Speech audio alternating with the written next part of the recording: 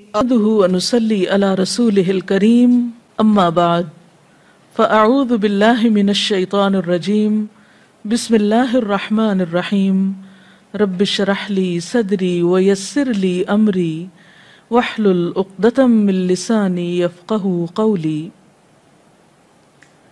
अल्लाह ताला का लाख लाख शुक्र है कि एक बार फिर रमज़ानुल मुबारक अपनी रहमतों और बरकतों के साथ हम पर साया फगन है।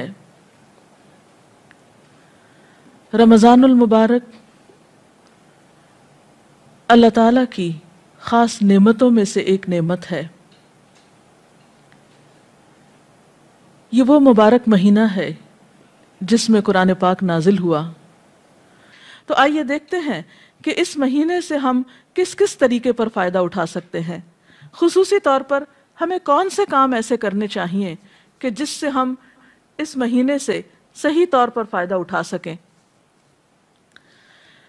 अगर देखा जाए तो हमारा दीन दो बड़े कामों का मजमुआ है।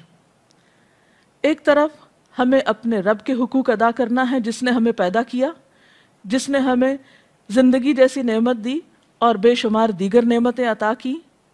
हम उसके एहसानमंद हों, उसके हुकूक अदा करें। और दूसरी तरफ उन इंसानों के हुकूक की अदायगी हमारे दीन का एक लाजमी हिस्सा है जिन इंसानों के साथ हम इस ज़मीन पर रहते हैं, जिनके साथ हमारा दिन रात राब्ता और वास्ता होता है, ताल्लुक़ होता है। और एक इंसान की ज़िंदगी उसी वक्त पुरसुकून और ख़ूबसूरत ज़िंदगी बन सकती है। और दूसरी तरफ इस ज़मीन पर बसने वाले इंसानों के साथ अच्छा सलूक करे, एहसान के साथ पेश आए। जो इंसान इन दोनों चीज़ों की तरफ तवज्जो देता है वही इंसान दरअसल एक एतदाल की ज़िंदगी बसर करता है, जिसके नतीजे में इंसान इस दुनिया में भी सुकून पाता है और दूसरी ज़िंदगी यानी आखिरत की ज़िंदगी भी उसकी खुशगवार हो सकती है। तो आइए देखते हैं कि इस महीने में करने के काम क्या हैं। सबसे पहले हुकूकुल्लाह, अल्लाह ताला के हुकूक, अपने खालिक के हुकूक की अदायगी में नंबर 1 नमाज है। नमाज दीन का सुतून है। एक मोमिन और काफिर के दरमियान फ़र्क है। नमाज नबी सल्लल्लाहु अलैहि वसल्लम के नज़दीक आंखों की ठंडक है और ये एक हकीकत है कि इंसान के लिए सुकून हासिल करने का सबसे बड़ा ज़रिया नमाज है, जिसमें इंसान पाक साफ होकर पूरी यकसुई और तवज्जो के साथ अल्लाह ताला के हुजूर हाजिर होकर उसको याद भी करता है और उससे दुआएं भी करता है। और इस महीने में फ़र्ज़ नमाज के अलावा खुसूसी तौर पर नवाफिल का एहतमाम ज़रूरी है, जिनमें खुसूसन रात का क़याम तरावीह की शक्ल में या फिर तहज्जुद की शक्ल में। क्योंकि नबी सल्लल्लाहु अलैहि वसल्लम ने फरमाया, मन क़ाम रमदान ईमाना व एहतिसाबन गुफ़िर लहू मा तक़द्दम मिन ज़म्बिह, जिसने ईमान और एहतिसाब यानी अपना हिसाब करते हुए और अल्लाह ताला से अच्छे अजर की तवक्को रखते हुए सिर्फ अल्लाह की रज़ा की खातिर रात का क़याम किया, अल्लाह ताला उसके पिछले सब गुनाह माफ़ फरमा देंगे। तो इसलिए दिन को रोज़ा और रात को तरावीह की नमाज, नफल नमाज, इसका ख़ास एहतमाम करना बेहद ज़रूरी है। रोज़े और नमाज के अलावा खुसूसी तौर पर इस महीने में कुरान पाक से ताल्लुक़ कायम करना चाहिए, क्योंकि ये वो महीना है जिसमें कुरान पाक नाजिल हुआ। शहरु रमज़ान अल्लज़ी उन्ज़िल फ़ीहिल क़ुरआन, रमज़ान वो महीना है जिसमें कुरान पाक उतारा गया है। लिहाजा कुरान पाक से मुख्तलिफ़ तरीके पर आप ताल्लुक़ कायम कर सकते हैं। मसलन तिलावत के ज़रिए, रात को तरावीह में सुनकर, यानी आप ऐसी जगह पर तरावीह पढ़ें जहाँ कोई अच्छा कारी खूबसूरत अंदाज में क़िरात करता हो, यानी ख़ुद तिलावत के अलावा कुरान का सुनना भी एक इबादत है। और ख़ुसूसन नमाज के अंदर उसका पढ़ना और सुनना आम क़िरात से ज़्यादा अजर व सवाब का बायस है, क्योंकि क़यामत के दिन कुरान पाक इंसान के हक़ में सफारिश करेगा और कहेगा कि अल्लाह, इसने मुझे क़याम की हालत में पढ़ा। फिर इसी तरह कुरान पाक चूँकि हिदायत की किताब है, इसलिए तिलावत अजर की खातिर اور ثواب کی خاطر کرنے کے علاوہ، برکت کی خاطر کرنے کے علاوہ اس کا سمجھنا بہت ضروری ہے۔ اللہ سبحانہ و تعالیٰ فرماتے ہیں کتاب انزلناہ مبارک لیدبروا آیاتہ، یہ ایک کتاب ہے جسے ہم نے اتارا ہے تاکہ لوگ اس کی آیات میں غور و فکر کریں، وَلِيَتَذَكَّرَ أُولُو الْأَلْبَابِ، اور تاکہ عقل مند لوگ اس سے سبق حاصل کریں، نصیحت پکڑیں۔ ذَلِكَ الْكِتَابُ لَا رَيْبَ فِيهِ هُدًى لِّلْمُتَّقِينَ، یہ کتاب جس میں کوئی شک نہیں متقی لوگوں کی ہدایت کے لیے آئی ہے، یہ ایک گائیڈ بک ہے۔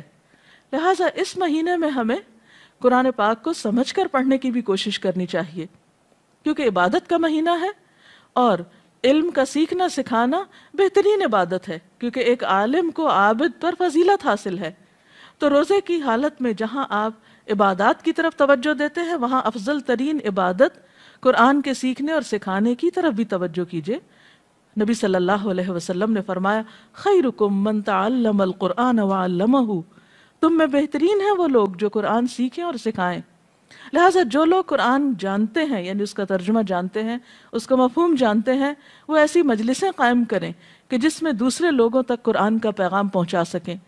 اور اسی طرح جو لوگ نہیں جانتے وہ خاص طور پر ایسے علماء اور ایسے لوگوں کے حلقوں میں حاضر ہوں اور وہاں قرآن سیکھیں تاکہ ان کی زندگی میں بھی قرآن کی خیر و برکت نظر آئے، کیونکہ اللہ تعالیٰ اس کتاب کے ذریعے کچھ قوموں کو بلندی عطا کرتے ہیں اور کچھ قوموں کو ذلیل و رسوا کر دیتے ہیں۔ تو قرآن جیسی نعمت کے ہوتے ہوئے اگر کوئی شخص اس رحمت اور برکت سے فائدہ نہیں اٹھاتا تو وہ خود اپنا نقصان کرتا ہے۔ اور رمضان المبارک قرآن کی طرف رجوع کرنے کے لیے ایک بہترین مہینہ ہے۔ قرآن پاک کے ساتھ تعلق کے علاوہ خصوصی طور پر دعاؤں کا اہتمام کرنا چاہیے۔ روزے کی حالت میں دعا قبول ہوتی ہے، سحری کے وقت دعا قبول ہوتی ہے، افطار کے وقت دعا قبول ہوتی ہے۔ ایک حدیث کا مفہوم کچھ اس طرح ہے کہ افطار کے وقت کی دعا رد نہیں کی جاتی، اس لیے خصوصی طور پر گھروں میں خواتین اپنے بچوں کو، اہل خانہ سب کو افطار سے پہلے دعا کی طرف متوجہ کریں تاکہ ان برکت کے لمحات سے فائدہ اٹھایا جائے۔ اسی طرح قرآن پاک کی تلاوت کے بعد دعا قبول ہوتی ہے، جو عام دنوں کے مقابلے میں رمضان میں زیادہ کی جاتی ہے۔ پھر اسی طرح نمازوں کے بعد، نوافل کے بعد، یعنی بہت سارے مواقع آپ کو رمضان میں ایسے ملیں گے جو دعا کی قبولیت کے ہوں گے۔ ان مواقع سے فائدہ اٹھائیے اور خوب خوب دعائیں کیجیے، اور اس میں اپنے لیے، اپنے اہل خانہ کے لیے، اپنے اہل وطن کے لیے، ملت اسلامیہ کے لیے اور دنیا بھر کے انسانوں کے لیے خوب خوب دعائیں کیجیے، کیونکہ جب انسان دوسروں کے لیے دعا کرتا ہے تو اللہ تعالیٰ اس شخص کے لیے فرشتہ مقرر کر دیتے ہیں جو آمین کہتا ہے اور ساتھ اس شخص کے لیے دعا کرتا ہے جو کسی دوسرے کے لیے دعا میں مشغول ہوتا ہے۔ اور ویسے بھی کسی کے لیے غائبانہ طور پر دعا کرنا جو ہے وہ بھی ایک قبولیت کا باعث بنتا ہے۔ اسی طرح پھر نماز، تلاوت، دعا، ان چیزوں کے علاوہ صدقہ خیرات کی طرف خاص طور پر توجہ دینے کی ضرورت ہے، اور خصوصاً اگر رمضان کے مہینے میں زکوٰۃ ادا کی جائے جو صاحب نصاب لوگ ہیں تو وہ عام مہینوں کے مقابلے میں اس مہینے میں ادائیگی کی وجہ سے زیادہ اجر و ثواب پا سکتے ہیں۔ اور یاد رکھیے کہ زکوٰۃ اسلام کے فرائض میں سے ایک اہم فریضہ ہے۔ حضرت ابوبکر صدیق رضی اللہ تعالیٰ عنہ نے ان لوگوں کے خلاف اعلان جنگ کیا جو کلمہ پڑھتے تھے لیکن انہوں نے زکوٰۃ دینے سے انکار کیا تھا۔ قرآن پاک میں 82 مقامات پر نماز کے ساتھ زکوٰۃ کا ذکر بھی آیا ہے۔ یہ ایک اہم فریضہ ہے، اور یہ حقیقت ہے کہ اگر مالدار لوگ اپنے مال میں سے صحیح طور پر زکوٰۃ نکالیں تو اس ملک میں کوئی غریب نظر نہ آئے۔ یہ دوسروں کا حق ہے جو اللہ نے مالدار لوگوں کے مال کے اندر رکھ دیا ہے۔ اب ان کی آزمائش ہے کہ وہ اس حق کو حقداروں کی طرف لوٹاتے ہیں یا نہیں۔ بہرحال ان لوگوں کے لیے قرآن پاک میں سخت وعید بھی سنائی گئی کہ جو سونا چاندی جمع کرتے ہیں اور اسے اللہ کے راہ میں خرچ نہیں کرتے۔ لہٰذا اس مہینے میں اللہ تعالیٰ سے پچھلے گناہوں کی توبہ استغفار کرتے ہوئے خصوصیت کے ساتھ اپنے فرائض کی ادائیگی کی طرف توجہ دینا ضروری ہے۔ اور اسی طرح اگر حیثیت ہو، توفیق ہو، تو رمضان میں اگر عمرہ کیا جائے تو وہ بھی ایک بہترین نیکی ہے۔ نبی صلی اللہ علیہ وسلم نے رمضان کے عمرے کو اپنے ساتھ حج کے برابر قرار دیا، یعنی جیسے کوئی شخص نبی صلی اللہ علیہ وسلم کی ہمراہی میں حج ادا کر رہا ہو، یعنی اتنا اجر و ثواب کا کام بتایا۔ پھر اسی طرح آخری عشرے کو خصوصی طور پر عبادت میں گزاریے۔ نبی اکرم صلی اللہ علیہ وسلم رمضان میں جہاں عبادت کرتے، یعنی پہلے 2 عشروں میں، وہاں خاص طور پر آخری عشرے میں خوب عبادت کرتے، خود بھی جاگتے، اپنے اہل خانہ کو بھی جگاتے، کیونکہ اس آخری عشرے کی راتوں میں سے ایک رات میں لیلۃ القدر ہوتی، اور جیسا کہ قرآن پاک میں آتا ہے وَمَا أَدْرَاكَ مَا لَيْلَةُ الْقَدْرِ لَيْلَةُ الْقَدْرِ خَيْرٌ مِّنْ أَلْفِ شَهْرٍ، تم کیا جانو کہ یہ لیلۃ القدر کیا ہے، یہ 1000 راتوں سے بہتر ہے۔ لہٰذا اس رات کی خاص طور پر تلاش کرنی چاہیے، اس کا اہتمام کرنا چاہیے۔ اس رات میں جو بھی شخص اللہ سے ثواب کی امید رکھتے ہوئے قیام کرے گا، اللہ تعالیٰ اس کے پچھلے سارے گناہ معاف فرما دیں گے۔ اور اگر توفیق ہو تو آخری عشرے میں نبی صلی اللہ علیہ وسلم کی سنت پر عمل کرتے ہوئے اعتکاف کا اہتمام بھی کرنا چاہیے۔ اللہ تعالیٰ سے دعا ہے کہ وہ ہمیں بہترین نیکیوں کی توفیق دے اور اس رمضان کو ہماری بخشش کا ذریعہ بنا دے اور ہمیں پچھلے گناہوں کے کفارے کی توفیق عطا کر دے۔ وآخر دعوانا ان الحمد للہ رب العالمین۔ اگر آپ میں سے کوئی آج کی اس ٹاک کے بارے میں، گفتگو کے بارے میں کوئی سوال کرنا چاہے تو یو آر ویلکم۔ جی آپ سوال کریں۔ ڈاکٹر صاحبہ، جیسا کہ ابھی آپ نے فرمایا کہ ہمارے دین میں 2 بنیادی چیزیں جو بہت اہم ہیں، وہ ان میں سے ایک حقوق اللہ اور دوسرا حقوق العباد، ان دونوں میں توازن کس طرح رکھا جا سکتا ہے؟ کیونکہ عام طور پہ دیکھا یہ گیا ہے کہ انسان ایک طرف ہو کے رہ جاتا ہے، اس کی طرف آپ کچھ وضاحت کریں گے؟ حقوق اللہ اور حقوق العباد میں توازن قائم کرنا بے حد ضروری ہے، کیونکہ اگر کوئی شخص اللہ تعالیٰ کے حقوق کو ضائع کرتا ہے، یعنی نماز روزے سے غفلت برتتا ہے اور صرف انسانوں کی خدمت کرتا ہے، تو یہ بھی کافی نہیں، کیونکہ جس کے ہم پر احسانات ہیں ہم نے اسی کا احسان نہیں مانا، تو دوسرے انسانوں پر احسان کرنا پھر کافی نہیں۔ اور کچھ لوگ ایسا ہیں کہ جو حقوق اللہ کی ادائیگی تو کرتے ہیں لیکن حقوق العباد سے غفلت اختیار کرتے ہیں۔ تو ان دونوں میں توازن کے لیے ٹائم مینجمنٹ کی بہت ضرورت ہے۔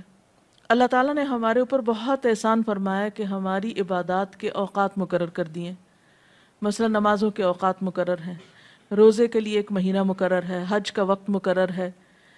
تو ہم دیکھتے ہیں کہ اللہ تعالیٰ نے اپنے حقوق تو بہت کم ہم پہ رکھے۔ دن میں 5 اوقات میں نماز جو پڑھنا ہوتی ہے، وہ ان کے اوقات اس مناسب طریقے سے رکھے گئے ہیں کہ ہمارے لیے کچھ بھی بوجھ نہیں ہے۔ دن کا ایک بڑا حصہ صبح کا وقت کام کے لیے رکھا گیا، شام میں نمازوں کے اوقات قریب ہیں، لیکن اس میں بھی ادائیگی کچھ مشکل نہیں۔ حقیقت یہ ہے کہ نماز انسان کو ایک اسٹرینتھ دیتی ہے، قوت دیتی ہے، اور اس کو مزید تیار کرتی ہے کہ وہ حقوق العباد کو اچھی طرح ادا کر سکے اور صرف اللہ کی رضا کے لیے ادا کرے۔ اور حقوق اللہ کی ادائیگی کے بعد انسان اپنے ذہن میں حقوق العباد کی فہرست رکھے، اس میں ان تمام افراد کی طرف توجہ رکھے جو اس کے دائرہ کار میں آتے ہیں اور ان کے لیے بھی اوقات مقرر کرے۔ نبی صلی اللہ علیہ وسلم کی ایک اور حدیث سے ہمیں پتہ چلتا ہے کہ آپ صلی اللہ علیہ وسلم نے ہمیں اس بات کی تعلیم دی ہے کہ ہر انسان کے پاس کچھ گھڑیاں ایسی ہوں جن میں وہ اپنے رب سے بات کرے، کچھ گھڑیاں ایسی ہوں جن میں وہ انسانوں کے حقوق ادا کرے، کچھ گھڑیاں ایسی ہوں کہ جس میں وہ سیکھنے سکھانے کا کام کرے۔ تو بہرحال ہمیں ان دونوں طرف ایکولی توجہ دینا ہوگی اور ان کے اوقات کی پابندی کرنا ہوگی۔ ہر شخص اپنی سہولت کے مطابق ایک ٹائم ٹیبل بنا سکتا ہے۔ ڈاکٹر صاحب، روزے کے 2 چیزیں بہت اہم ہیں، سحری کھانا اور افطار کرنا۔ ہم یہ دیکھتے ہیں کہ عموماً ہمارا ٹرینڈ جو ہے افطار کی طرف زیادہ جاتا ہے، اس کے اہتمام میں۔ کچھ سحری کی فضیلت کے بارے میں آپ ہمیں بتائیں گے؟ جی، یہ آپ نے درست فرمایا کہ عموماً ہمارے ہاں افطار کا تو بہت اہتمام کیا جاتا ہے لیکن سحری کی طرف زیادہ توجہ نہیں دی جاتی۔ آپ نے فرمایا سحری کیا کرو کیونکہ سحری کرنا بابرکت ہے، سحور میں برکت ہے۔ اور پھر ویسے بھی دیکھیے کہ سحری کے وقت دعائیں قبول ہوتی ہیں۔ اہل ایمان کی خصوصی صفت بتائی گئی، وَبِالْأَسْحَارِ هُمْ يَسْتَغْفِرُونَ۔ اس وقت انسان اگر سحری کی تیاری کے لیے اٹھتا ہے اور ساتھ ساتھ ذکر کرتا ہے مثلاً آپ کھانا لگا رہے ہیں، آپ برتن اٹھا رہے ہیں، آپ تیاری کر رہے ہیں کسی بھی طرح، ساتھ ساتھ اللہ تعالیٰ کا ذکر بھی کر سکتے ہیں اور خصوصاً استغفار کر سکتے ہیں، تو وہ موقع اور وقت جو ہے وہ بہت بابرکت ہوتا ہے، اور سحری کے ساتھ جو روزہ رکھا جاتا ہے وہ کہیں زیادہ بہتر ہے بنسبت اس روزے کے جو بغیر سحری کے رکھا جائے۔ میرا سوال زکوٰۃ کے بارے میں تھا کہ رمضان میں زکوٰۃ جو ہم نکالتے ہیں اس کو رمضان کے مہینے میں حساب کر کے پورے سال میں رفتہ رفتہ اسپینڈ کر سکتے ہیں، یا رمضان کے مہینے میں ہی پورا نکال دینی چاہیے؟ بنیادی طور پر تو آپ زکوٰۃ اس وقت نکالیں گے جب آپ کا سال پورا ہو جائے گا، یعنی ہجری کیلنڈر کے مطابق۔ مثلاً اگر آپ نے محرم میں کچھ سونا خریدا جو کہ نصاب کی حد کو پہنچتا تھا، تو اس صورت میں آپ کی زکوٰۃ اگلے سال محرم کی اس تاریخ کو ڈیو ہو جائے گی، یعنی آپ کو ادا کرنا ہوگی۔ اب ضروری نہیں کہ آپ رمضان تک 8-9 مہینے انتظار کریں اور زکوٰۃ روک کے بیٹھے رہیں، اور پھر آپ رمضان میں بھی پوری نہیں ادا کریں اور پھر سال بھر تھوڑی تھوڑی ادا کریں، تو یہ درست نہیں ہوگی، یہ بات درست نہ ہوگی۔ اس سلسلے میں حکم یہ ہے کہ جب سال پورا ہو تو آپ زکوٰۃ نکال دیں، کیونکہ زکوٰۃ کا مال اگر آپ کے مال میں شامل ہوا تو آپ کے مال کو بھی نقصان پہنچا سکتا ہے۔ زکوٰۃ کی ادائیگی دراصل مال کی صفائی اور تطہیر کا ذریعہ ہے۔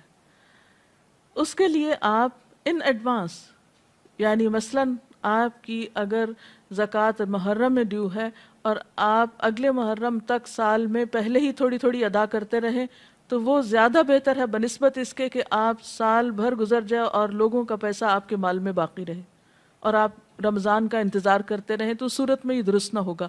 ہاں یہ ہے کہ آپ رمضان میں ان ایڈوانس زکوٰۃ دے دیں، اور محرم میں جب آپ کی ڈیو ہو تو اس وقت تک آپ اپنے فریضے سے فارغ ہو چکے ہوں، تو ایسا کیا جا سکتا ہے۔ اس کے ساتھ ہی ہمارے آج کے پروگرام کا وقت ختم ہوتا ہے۔ انشاءاللہ اگلے پروگرام کے ساتھ حاضر ہوں گے۔ وآخر دعوانا